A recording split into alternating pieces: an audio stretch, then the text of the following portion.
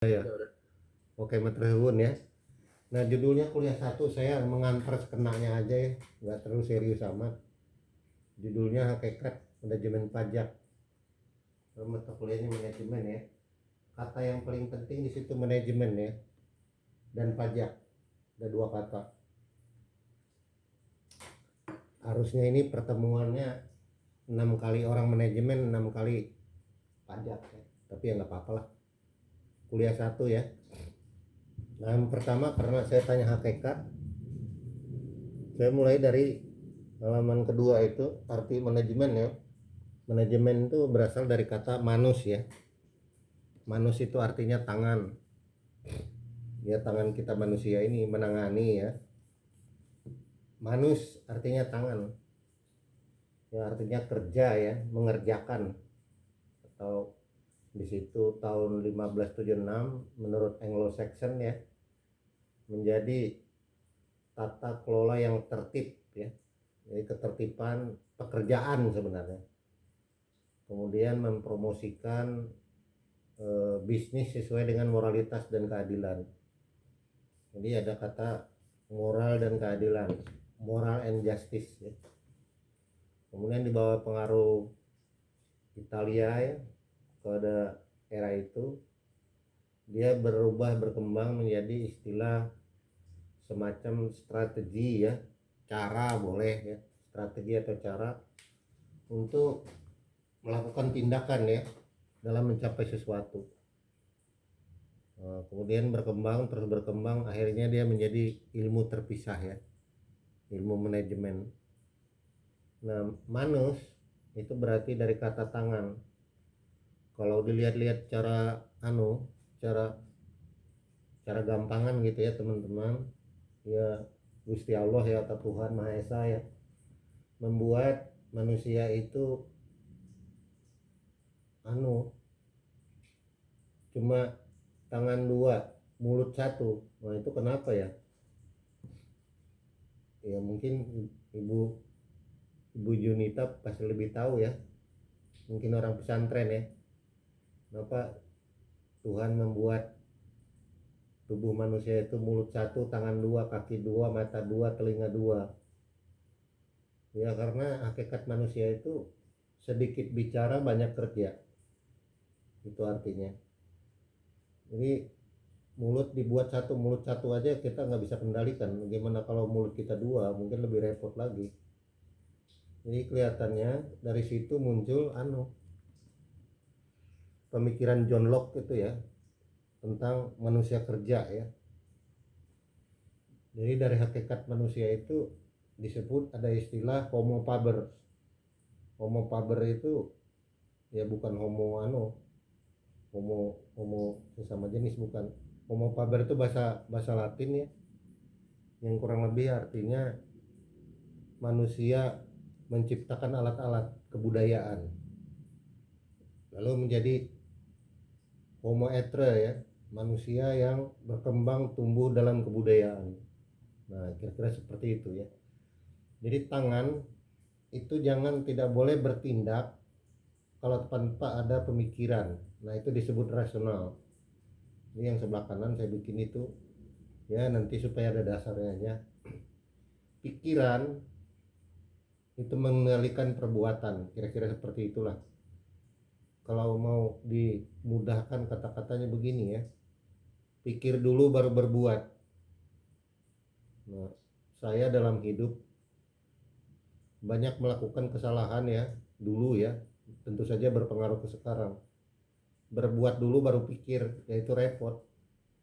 Akhirnya sering ditegur atasan ya, pimpinan ya, kamu gimana sih ini buatnya begini ya. Tapi semenjak bertambah usia ya mungkin jadi berkurang atau bahkan udah enggak. Kalau sekarang ngomong aja dulu baru berbuat, nah itu repot. Jadi dia ketertiban, ada kata di situ ketertiban ya, yang berkaitan dengan moralitas dan keadilan.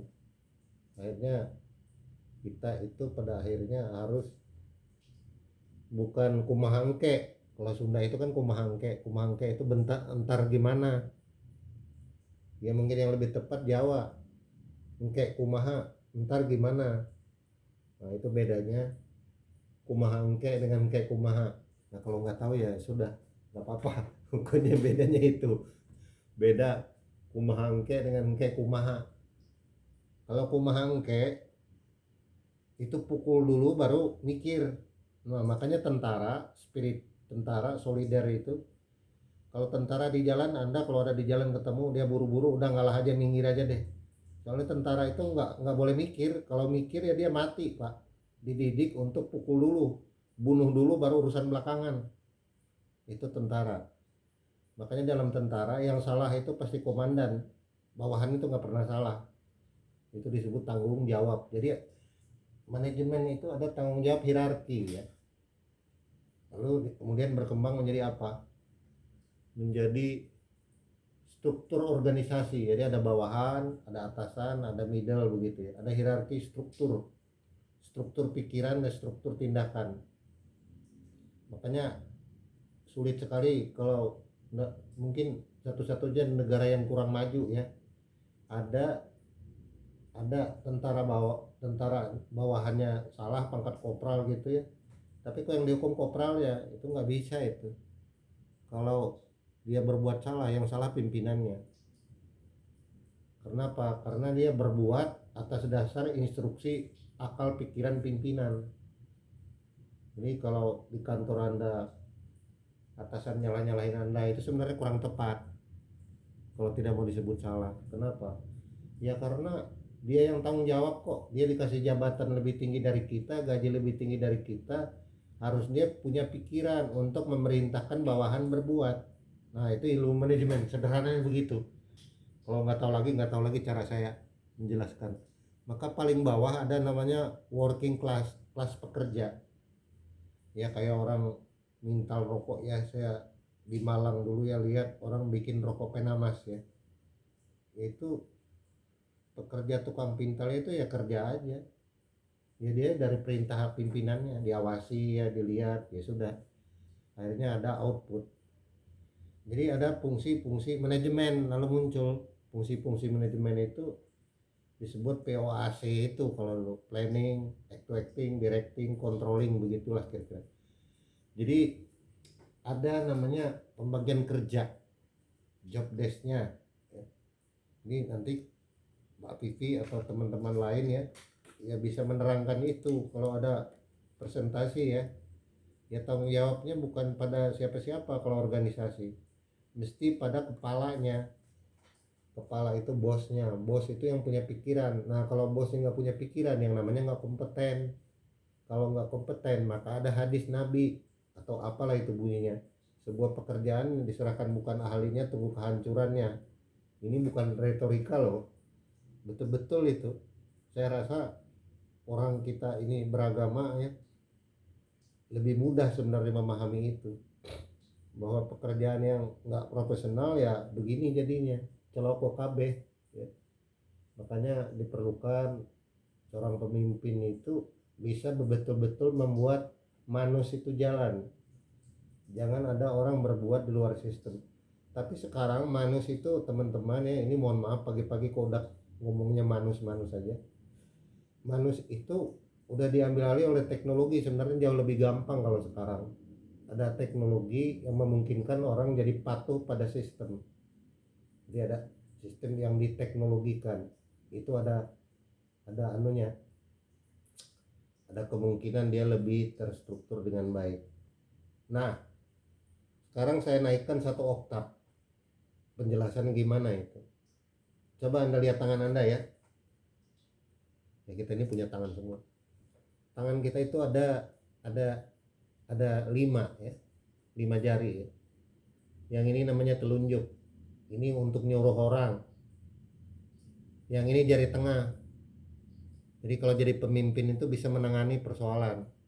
Bisa nyuruh orang, bisa jadi penengah. Kemudian yang ini kalau dia baik, dia dikasih cincin. Nah, kalau yang sudah married dikasih cincin ini. Ya, namanya penghargaan. Anda berprestasi. Itu menyangkut moralitas. Kalau Anda adil dan bermoral, maka pemimpin itu dikasih yang namanya penghargaan. Maka ada penghargaan 10 tahun, 5 tahun, 20 tahun, 30 tahun. Tapi pemimpin juga harus bisa mewakili jari kelingking. Kelingking ini dia berkenceng ngomongnya kalau salah, dan bisa ngenyek juga, bawahan kamu kok goblok sih, ya bisa juga. Itu watak pemimpin. Lalu terakhir dia ada satu jari yang jauh dari 4 jari, ini namanya ibu ya. Jadi harus bisa ngomong. Pemimpin tuh ya bisa ngomong. Ya ada bawahan yang kalau salah ngomong bisa sakit hati loh. Ya panggil 4 mata, kue ojo ngono loh, jangan begitu loh. Ya kalau pimpinan ada salah, saya datangin. Bukan pada saat rapat saya omongin, kamu kok salah sih ngomongnya bos. Jadi saya datengin dia, bos harusnya bos nggak ngomong gitu bos, itu salah bos. Oh iya saya salah kah? Iya. Jadi juga mau mendengar keluhan bawahan, jangan hanya mau dipimpin aja. Nah, Anda kan calon pemimpin ini. Jadi nanti kalau pimpin gitu caranya, harus bisa nunjuk orang ya ke sono ya. Bisa jadi penengah ya, menengahi konflik. Nah, kemudian Anda juga bisa kelingking. Jadi berkelingking itu orang yang suka yang ngeritik lah, kamu kok kayak gini. Tapi dia juga harus bisa ngomongin. Jadi ibu jari ya. Jadi 5 fungsi.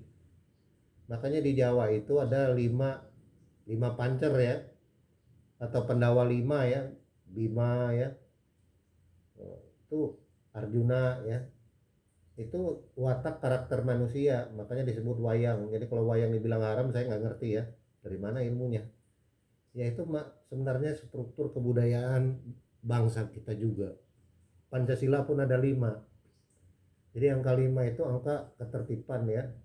Ya kalau orang China angka 8 lah nggak apa-apa. Tapi ya itu juga memiliki makna-makna tersendiri ya. Kira-kira itu ya. Nah itu manajemen ya. Nah ini kalau mau diterangin panjang nih ceritanya. Saya rasa saya stopin sampai situ. Jadi manajemen itu adalah ilmu mengelola yang baik, menangani yang baik, tapi dasarnya adalah pikiran. Ya ada orang baru selesai S2 gitu ya, punya gaji, kreditnya nggak tanggung-tanggung, semua dikreditin, semua pakai kartu kredit. Akhirnya ya nggak dipikir-pikir ya, besar pasak daripada tiang, lalu dikejar debt collector. Itu namanya orang nggak mikir dulu sebelum berbuat. Itu sama seorang mahasiswa ya, dia pacaran sama orang kaya ya, kayaknya ya lumayan lah. Nah ini orangnya kurang beruntung ya, yang lakinya ini kurang beruntung, perempuannya kaya. Terus dia tanya, Prof gimana kalau saya nikah sama perempuan itu? Ya saya bilang, kamu kuat nggak jalaninya? Mohon maaf ya, kamu dengan status sosial ekonomi begini, orang tua kamu segitu, sementara perempuannya begitu, kamu kuat apa enggak? Kamu pikir dulu deh. Jadi dalam komunikasi itu ada namanya kesetaraan. Nah itu disebut keadilan. Saya nggak mau ngomong terlalu jauh, pokoknya kayak gitulah. Ini makanya manajemen itu teman-teman bukan hanya sebagai ilmu, tapi dia juga seni, bakat ya, talent, bakat, kemampuan orang mengelola ya. Itu nggak bisa diajarin sepenuhnya.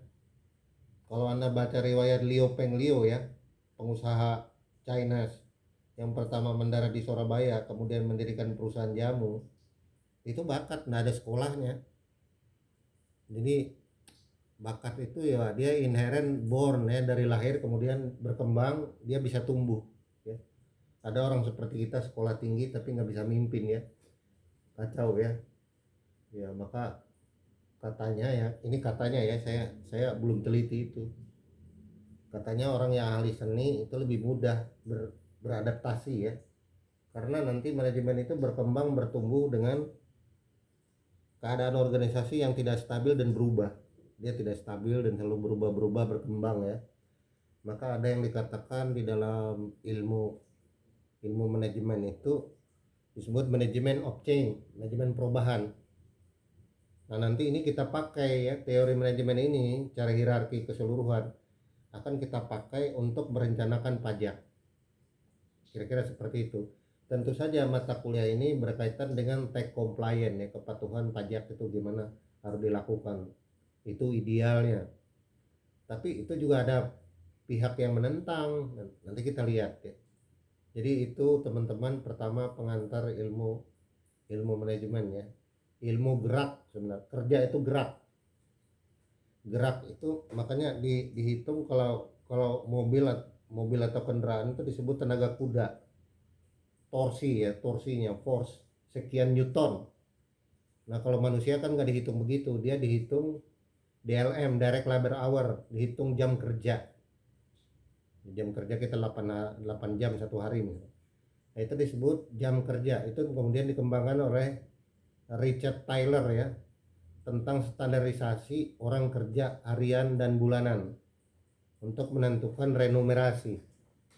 Itu berhubungan dengan manajemen sumber daya manusia. Jadi ini berkembang bos ya, kira-kira seperti itu Jarina ya. Sakti kan penjelasannya sederhana sebenarnya ya. Jadi manusia itu ya, tangan kiri tangan kanan, kalau tangan kanan sakit ya tangan kiri nolong. Nah itulah ya, jadi pamong ya, orang dulu menyebutnya tata pamong, tata kelola sama ya. Nah halaman ketiga ya, karena covernya halaman kedua, halaman ketiga saya bikin ada namanya PDCA. Ini singkat aja ya, kalau dipelajari itu bisa 1 semester, hanya pengantar manajemen.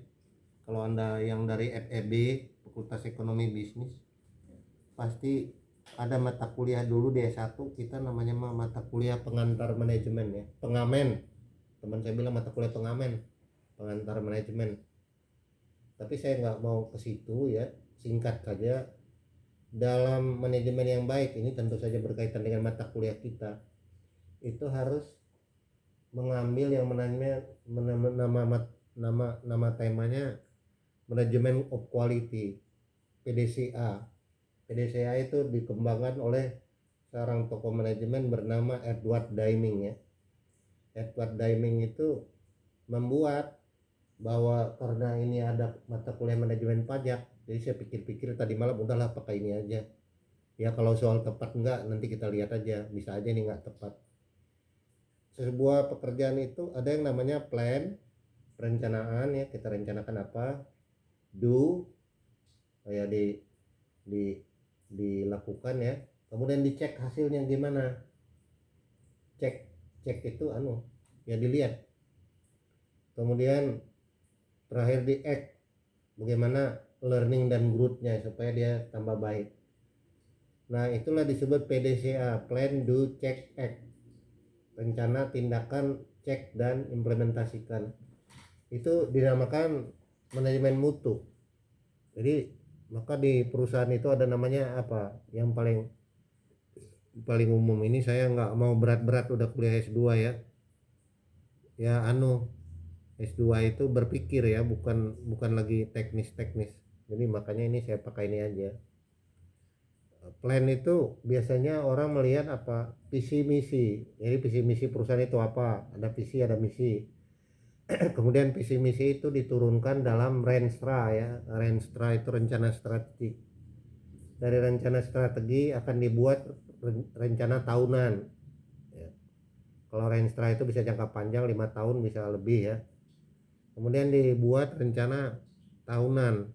Rencana tahunan itu akan muncul yang namanya anggaran, budget ya, termasuk anggaran untuk pajak. Tapi saya baca-baca buku di kita, jarang dibuat perencanaan pajak, begitu jarang ya. Yang ada perencanaan laba, perencanaan biaya, ya mungkin termasuk komponen perencanaan biaya, tapi jarang saya baca-baca ya di Mbah Google, sulit saya temukan metode perencanaan pajak untuk korporasi ya, sulit ya. Perencanaan itu penting. Makanya di Jawa ada istilah alon-alon waton kelakon. Artinya kalau dibilang orang Jawa goblok, enggak lah, dari Hongkong, goblok dari Hongkong. Alon-alon waton kelakon itu artinya ente pikir dulu, rencanakan dulu, baru lakukan. Jadi perencanaan itu harus matang. Nah sayangnya di dalam seluruh strategi Magic, manajemen strategi, saya tidak melihat, atau kurang melihat aspek perencanaan pajak itu minim kalau menurut saya. lalu nanti karena dia minim, ya umumnya pengusaha lalu mengatakan ya sudahlah kita pakai konsultan aja lah daripada repot. Jadi kelihatannya agak semacam keterpisahan kepentingan di situ, karena pajak itu ya gitulah, kadang-kadang dipandang sebagai negativitas. Negatif itu artinya mengurangi keuntungan kita, mengurangi hak kita. Nah, jadi dipandang sebagai ya sudahlah, ya, itu negativitas. Tapi walaupun dia negativitas harus kita terima sebagai realitas, sebagai kewajiban sebuah korporasi, sebuah negara, atau sebuah kita sebagai warga negara di sebuah wilayah, baik mengenai hukum teritorial. Teritorial artinya di wilayah NKRI, atau sebagai warga global. Warga global itu warga dunia. Warga dunia itu kita sebagai komunitas pajak internasional, di mana memungkinkan kita untuk dikenakan menurut aturan OECD itu yang mengatur tentang adanya tax treaty dan seterusnya. Nah, itu dipikirkan apalagi kalau perusahaannya udah bersifat MNC, multinational corporation, artinya dia bergerak di satu wilayah dengan wilayah lain. Nah, yang ada di luar negeri, karena saya ada datanya, penelitian ini menunjukkan ya, kalau Anda lihat Thomas Piketty itu membuat sebuah analisis bahwa di negara-negara tertentu, kalau perusahaannya memiliki banyak cabang dan memiliki banyak anak perusahaan, itu bisa melakukan yang namanya politik transfer pricing itu. Itu sebenarnya dari rencana perusahaan untuk memetakan ya, di mana ada yang disebut surganya pajak, pajaknya kecil, disitulah akan ditaruh perusahaan-perusahaan dia sebagai cost center. Sedangkan profitnya akan diambil di negara-negara tertentu, cost centernya akan dikenakan di negara tertentu. Untuk apa? Untuk meminimalkan atau yang disebut tax saving. Tax saving itu penghematan pajak. Nah, teori Edward Deming barangkali bisa kita pakai untuk memahami bagaimana strategi pajak dikelola dengan baik ya, untuk mewujudkan sebuah penghindaran pajak maupun menghindari pembayaran pajak secara berlebihan. Karena itu harmonisasi perpajakan undang HPP yang baru itu bisa kita lihat sebagai upaya global untuk meminimalkan adanya kebocoran pajak atau yang disebut dengan tax treaty itu dan seterusnya itu. Saudara-saudara sekalian, jadi ada, kalau mau berpikir lebih global sedikit atau lebih kompleks, ya perpajakan itu akan menjadi sebuah sulit kita hindari. Kenapa? Karena dari dalil undang-undang mengatakan apapun yang menambah manfaat ekonomi sejenis apapun dia dikenakan pajak ya. Jadi sulit dihindari, karena itu dia harus dicek hasilnya, karena ada yang namanya pengulangan ya. Pengulangan itu gimana ya, kalau Nietzsche itu mengatakan kekembalian hal yang sama secara abadi. Jadi nanti kalau kita ini melakukan reinkarnasi, kita ini kan reinkarnasi, ini kan teori reinkarnasi sebenarnya sama. Jadi kalau hari ini kita pernah kuliah begini, satu saat kita akan berjumpa lagi dalam pakaian yang sama, baju yang sama, kacamata yang sama, lalu kita bertemu secara abadi. Itu kembalian hal yang sama abadi. Ini namanya reinkarnasi, perputaran siklus manusia seperti itu ya. Jadi pajak pun mengalami siklus tahunan yang namanya SPT ya, pemberitahuan pajak, tagihan pajak dan seterusnya, e-billing, e-filing dan seterusnya. Jadi ada pengembalian hal sama yang secara abadi, kembalian hal yang sama secara abadi. Ya kalau begitu saya agak ngeri juga ini. Jadi kalau ketemu Mbak Jarina ini, ya ini mungkin kekembalian hal yang sama secara abadi. Ketemu Mbak Pipi, Mbak Ardana dan Mbak Medita ini ya, atau Mas Badrut ya. Ya ini karena karma aja. Ya kita nggak bisa menghindar ya, perputaran karma secara abadi. Ya makanya Mas Arda, saya kadang-kadang aduh, ini bukan anak S2 ya, anak S1 ya. Selalu yang dikasih bimbingan ke saya itu masih yang paling jongkok, IPK paling rendah pasti dikasih ke saya deh. Itu kalau bimbingan. Saya bingung ini kenapa jurusan kok kayak gini ya. Udah bertahun-tahun, berpuluh tahun begitu. Jadi yang paling jongkok dikasih saya bimbingan, dan yang paling orang udah nggak mau, ini sisanya aja ke prop aja dah. Ya mungkin karma saya dulu kali, ya sudah saya terima ya. Jadi menerima takdir tanpa komplain, itulah disebut patuh pajak. Tapi itu kan tidak mudah, nggak mudah itu, nggak mudah. Ya mungkin karena cuma saya yang mau nerima itu ya. Ya sudah, ini kasih Pak Apollo aja, dia sabar kok. Iya saya sabar, tapi kadang-kadang saya cuekin juga ya, saya juga manusia ya. Nggak saya balas-balas satu minggu, satu bulan. Mas saya bilang, saya udah mau DO Prof, tolong ya. Wah kalau mau DO saya juga terganggu nih, kasihan juga nasib orang. Jadi ada suara hati batin juga ya, itu disebut moral ya. Jadi ya orang ngemplang pajak atau tidak bayar pajak, ya mungkin dia sih happy happy, tapi hatinya kan nggak ada yang tahu, hati orang kan nggak ada yang tahu, nggak ada yang tahu. Nah itu disebut perencanaan yang baik, perencanaan yang matang, pikirin dulu. Kemudian terjadi apa jadinya, siklus itu berulang-ulang. Pajak tahunan itu selalu muncul di tiap periode tertentu. Jadi plan, rencana, do, tindakan, act, itu dicek, dievaluasi dan diberikan solusi ke depan supaya tidak terjadi lagi kekeliruan atau kesalahan yang sama. Jadi kita perlu belajar ya, belajar dari pengalaman. Setahu saya ini beda kultur ya. Bukan mau ngomong sara, tapi kalau dibilang ngomong sara juga nggak apa-apa, orang contohnya baik kok. Kalau contohnya jelek ya jangan. Kita dilarang ngomong sara ya. Iya kalau ngomong menghina, ini bukan menghina, memuji kok. Apa nggak boleh? Ya boleh aja kalau menurut saya. Pada elemen suku-suku tertentu ya, di Indonesia ini kan banyak suku bangsa ya. Ada orang tua yang sangat rigor terhadap, rigor ketat ya. Kamu jangan tiru opa oma, kamu kawinnya begini, nggak boleh begini, sangat ketat. Tapi ada yang sangat longgar untuk memilih jodoh ya.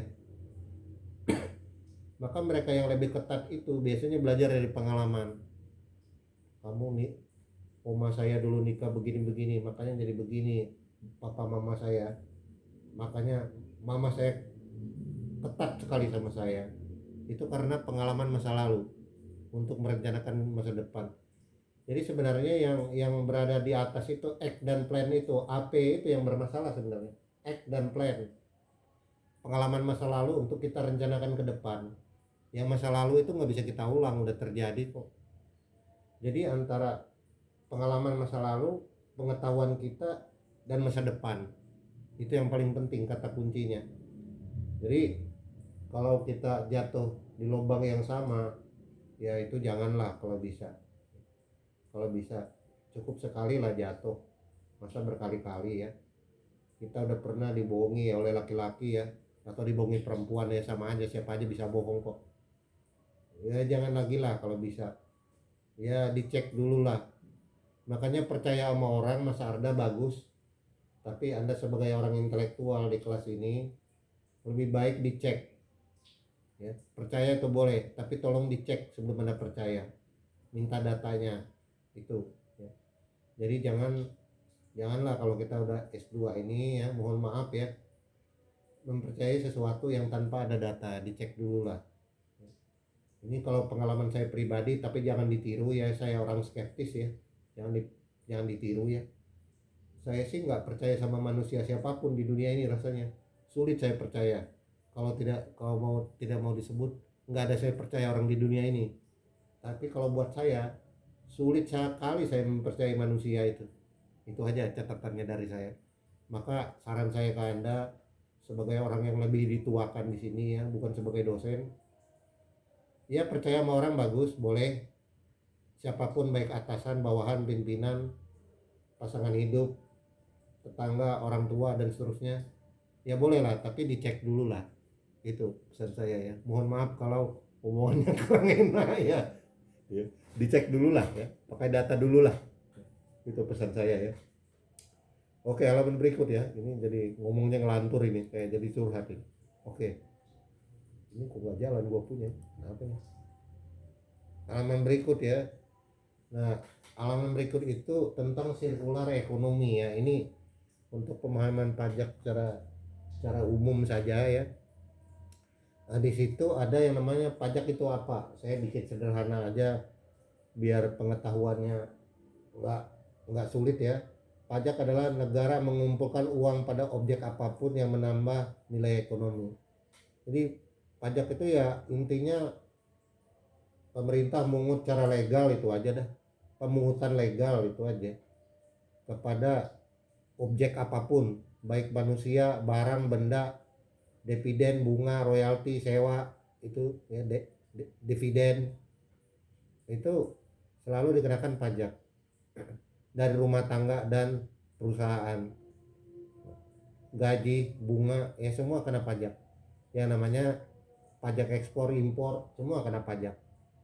Jadi apapun yang yang membuat ada transaksi hubungan uang, relasi uang dalam artian tertentu pasti dikenakan pajak.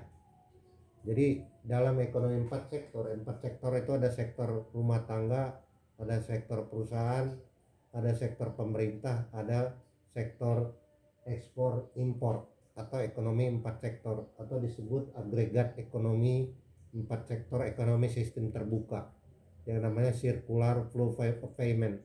Jadi circular flow itu setiap ada aliran pembayaran, setiap itu ada pajaknya apapun bentuknya.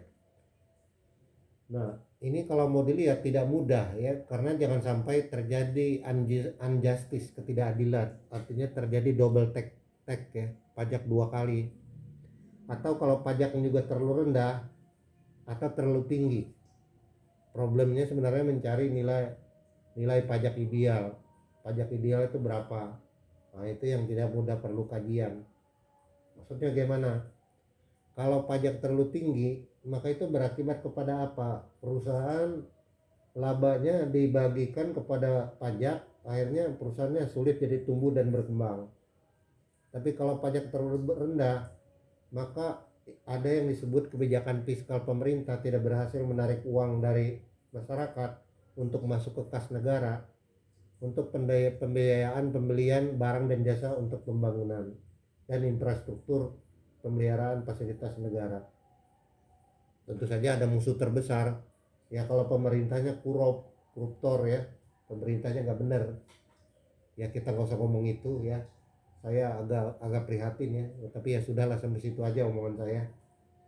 Artinya ada kewajiban yang mesti harus berimbang dan adil.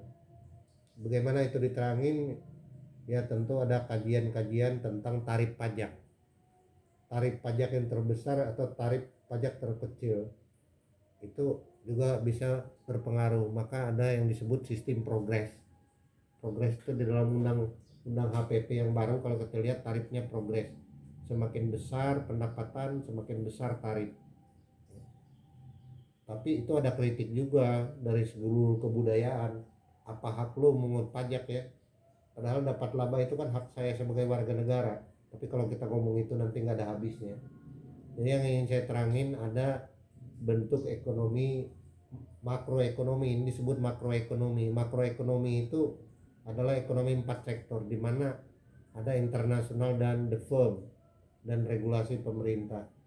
Nah, kalau ekonomi dua sektor, dia hanya bicara ekonomi mikro, itu hanya bicara the firm. Nah, kita hari ini kelihatannya fokus manajemen pajak itu lebih banyak ke sisi the firm. Kalau di sisi the firm berarti ini kita ini taxpayer, pembayar pajak. Taxpayer itu kita mematuhi untuk dikumpulkan uang kita, disumbang ke negara. Nah, itu disebut tradisi persembahan kepada negara. Nah, ini perjalanan panjang sebenarnya, mempersembahkan apa yang menjadi hak raja berikan kepada raja, apa yang menjadi hak Tuhan berikan kepada Tuhan. Nah, itu kira-kira, karena duit itu dibuat oleh negara, simbolnya NKRI, ada nomor seri uangnya, yaitu hak negara kita berikan kepada negara. Tapi sebenarnya yang ingin dikatakan oleh Tuhan, baik punya raja atau punya negara, ya semua juga milik Tuhan. Jadi harusnya ada keadilan di situ ya.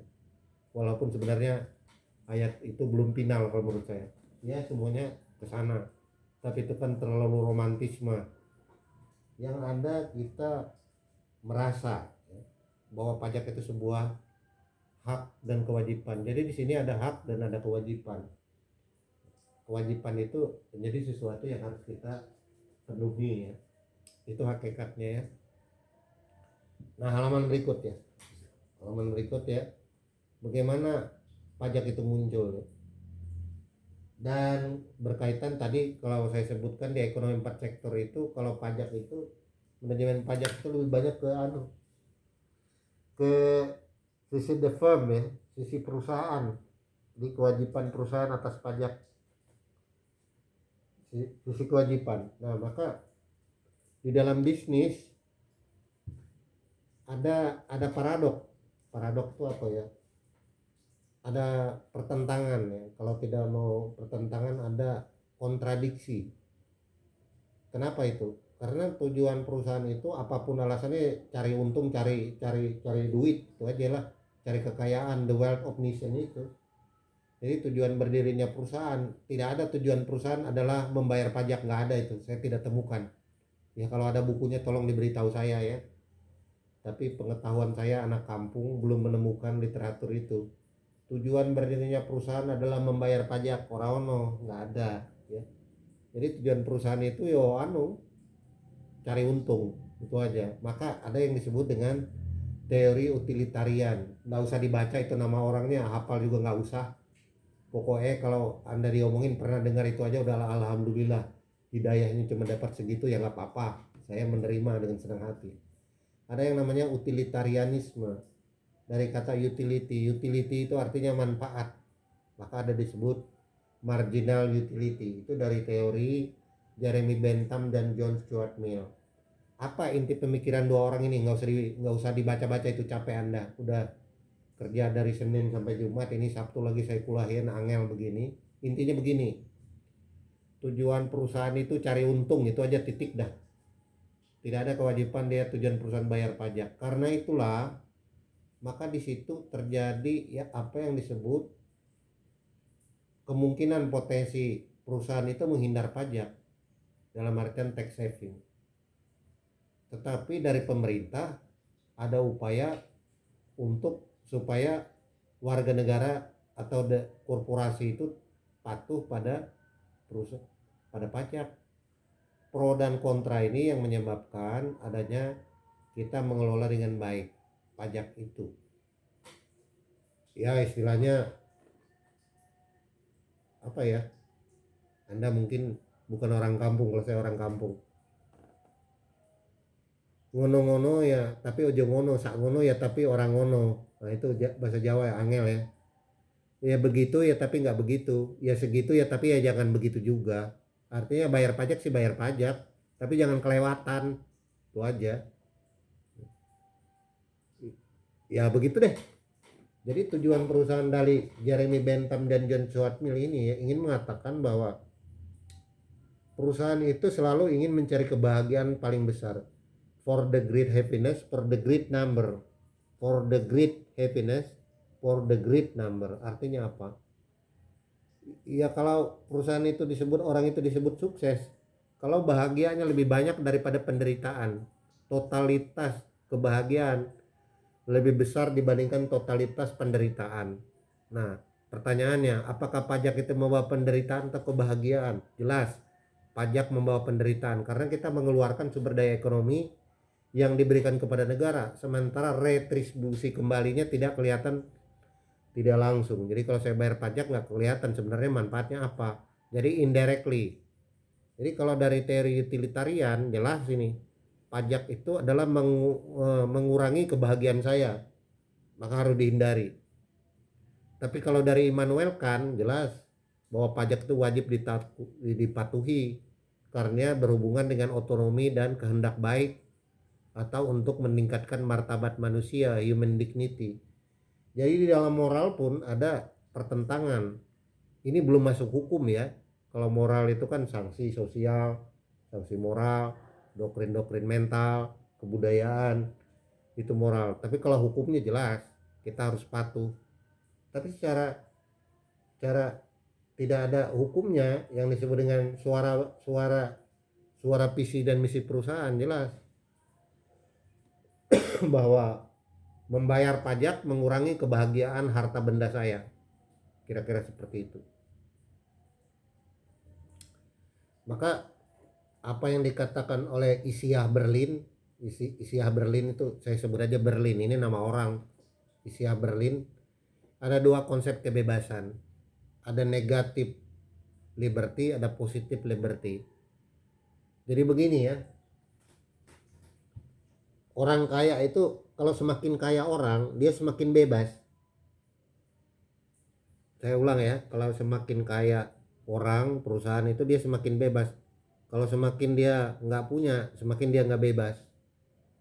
Maka ada disebut pasar bebas. Pasar bebas itu apa artinya? Negatif peraturan. Semakin banyak peraturan, orang itu nggak bebas. Nah, kalau bos Anda yang punya perusahaan ya, ya hari Jumat dia rapat sama saya, hari Sabtu ini dia sekarang udah ada di Hong Kong ya. Hari Rebo dia udah ada di Jepang makan sana. Hari Kamis dia balik lagi ke Jakarta rapat lagi dengan saya misalnya. Nah itu dia punya kebebasan. Kalau saya kan nggak bebas, hari Sabtu harus kasih kuliah ke Anda. Wah, saya manusia nggak bebas. Kenapa? Ya karena saya ini budak. Nggak budak. Budak itu nggak bebas. Majikan itu bebas. Maka ada disebut dalam ekonomi itu kelas berjuis, kelas proletar. Kelas berjuis itu orang-orang yang memiliki kebebasan tanpa aturan, ketiadaan hambatan. Nah ini konsep pasar bebas. Maka di mana yang negatif liberty itu pajaknya paling kecil, disitulah perusahaan akan bertumbuh berkembang. Makanya beberapa perusahaan di Semarang itu ada yang menutup kantornya pindah ke negara X, saya nggak usah sebut nanti omongannya nggak enak di belakang ya. Menutup perusahaannya di daerah Semarang ya, Kabupaten Semarang, kemudian memindahkan ke tempat industri lain. Kenapa? Karena biaya pajak biayanya terlalu besar, sementara di perusahaan di negara lain lebih kecil. Negatif liberty. Negatif liberty itu kebebasan yang tiadanya hambatan. Freedom from, kebebasan dari. Kalau positive liberty, freedom to, itu beda. Jadi kita ini nggak bebas, budak nggak bebas, karena kita ini bekerja sama orang yang mempekerjakan kita, itu dia bebas. Begini ya, kalau nggak paham ya saya kasih contoh begini. Ini pertanyaan reflektif ya, pertanyaan reflektif. Menurut Anda, betulkah perusahaan itu bayar pajak? Atau katakanlah secara substansi, betul nggak perusahaan itu bayar pajak? Ya enggak lah. Orang kalau pajaknya besar itu kan dari mana diambil? Ya dari hasil kerja karyawan.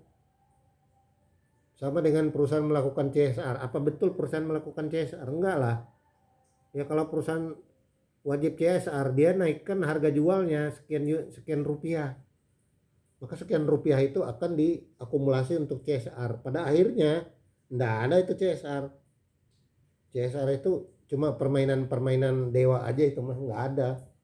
Bayar pajak pun nggak ada, yang tukang bayar pajak itu warga negara kelas bawah itu, diakumulasi oleh pemilik modal atas nama hak dia, lalu dia menjadi pembayar pajak.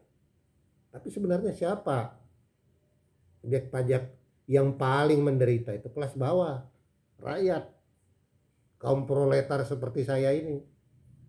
Coba kantor tempat saya kerja, mana ada itu kalau nggak ada kita karyawan.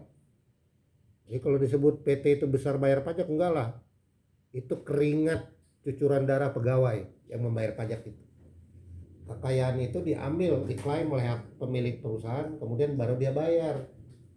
Sejatinya tidak ada itu secara hakikat.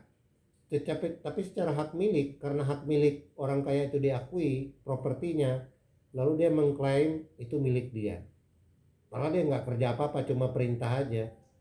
Anak SD juga bisa perintah kok. Ah itulah yang disebut dengan liberty. Kebebasan orang itu bisa muncul kalau dia punya kekayaan. Budak itu nggak bebas, seperti saya ini budak kaum proletar ya, diperintah oleh atasan. Jadi saya nggak boleh suka-suka saya. Ibu Dewi Asih WA, Prof jangan begitu Prof, harus begini, ini ada mahasiswa mau DO tolong diselesaikan.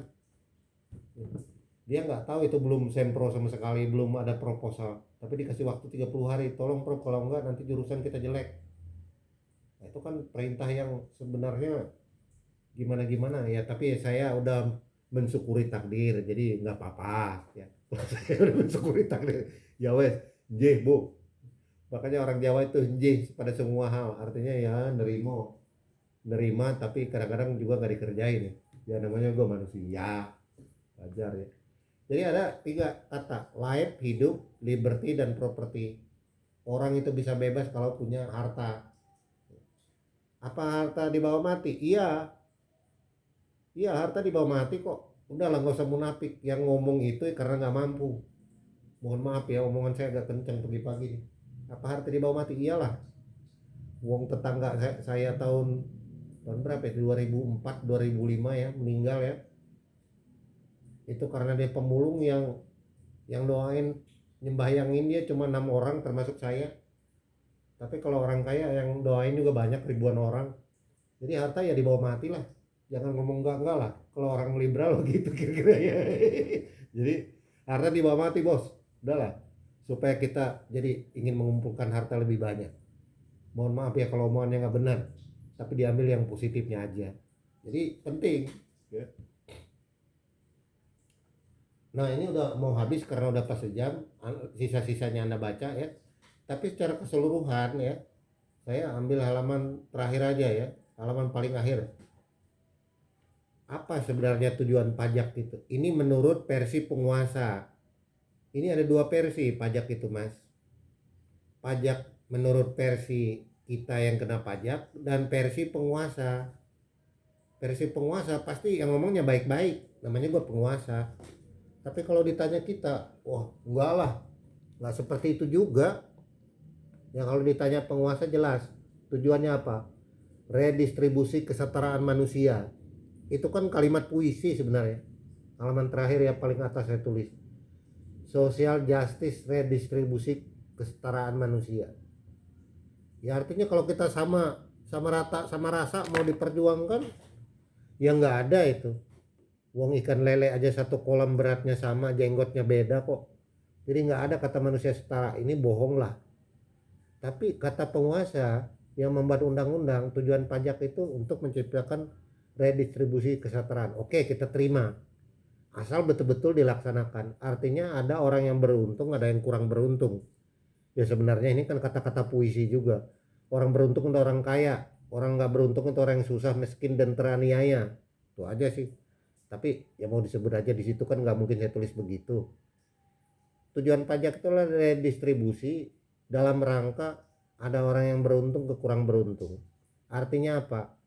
Orang di Jakarta kelebihan makan didistribusikan keluar Jakarta, Papua dan wilayah NKRI Timur sana yang kurang beruntung untuk membeli pakaian dan kesejahteraan sosial mereka. Itu sebenarnya tujuan pajak dalam rangka kebersamaan yang disebut dengan logic of common good.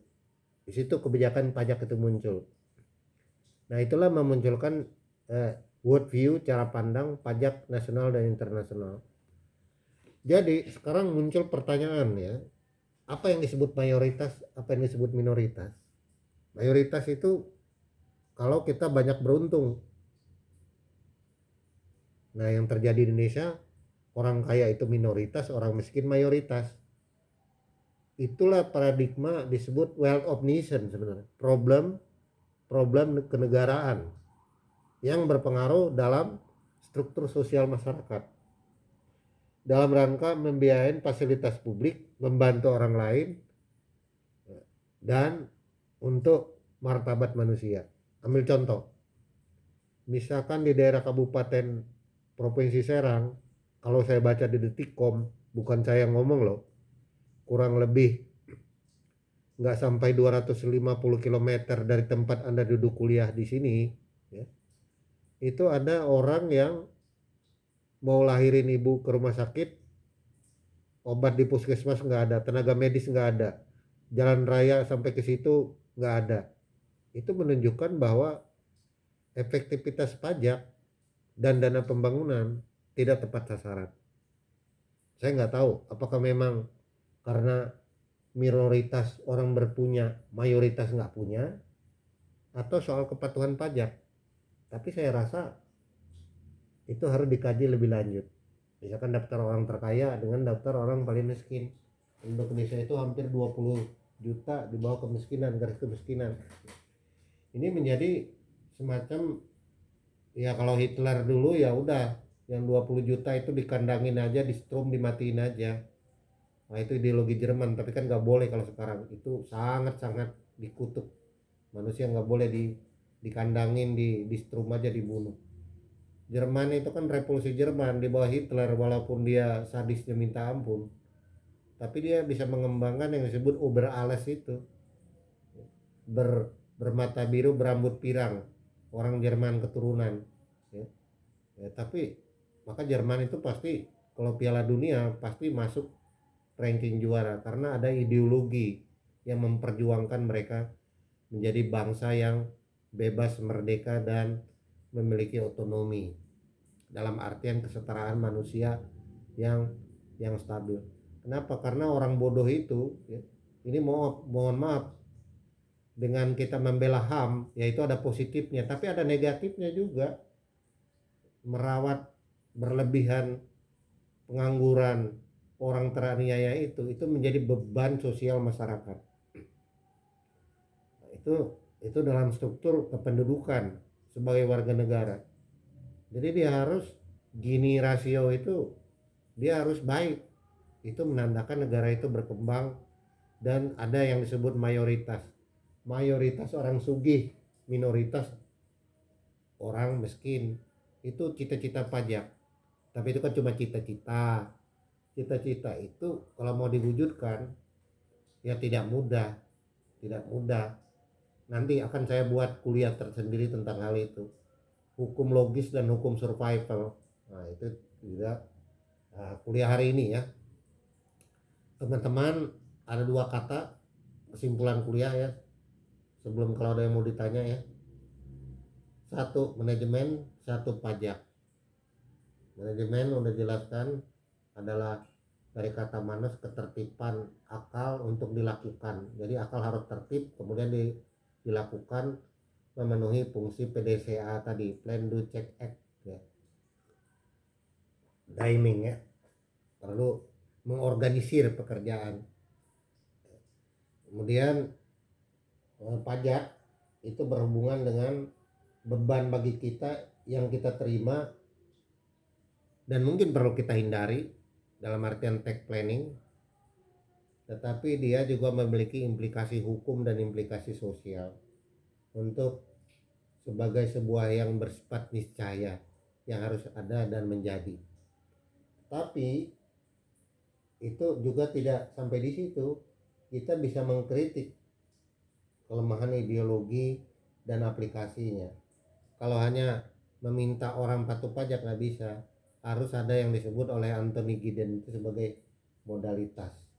Modalitas itu teknologi. Jadi kalau kita nggak bayar pajak, maka besok kita nggak bisa makan di warteg karena di warteg harus digesek pakai barcode kita nggak jalan karena kita belum bayar pajak. Akhirnya orang itu mati kalau nggak bayar pajak.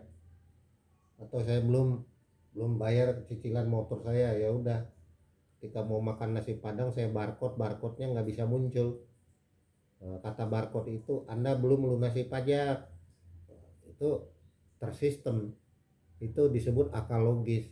Jadi tertib publik. Apakah Indonesia mau dilakukan itu? When? Kapan? Ya nggak tahu. Tapi yang jelas problem menjadi kita adalah adanya kewajiban pajak yang harus direncanakan dengan baik oleh diri kita masing-masing dan oleh lembaga tempat kita bekerja. Itu kira-kira kuliah hari ini. Kesimpulan akhirnya seperti itu. Mudah-mudahan dapat bermanfaat.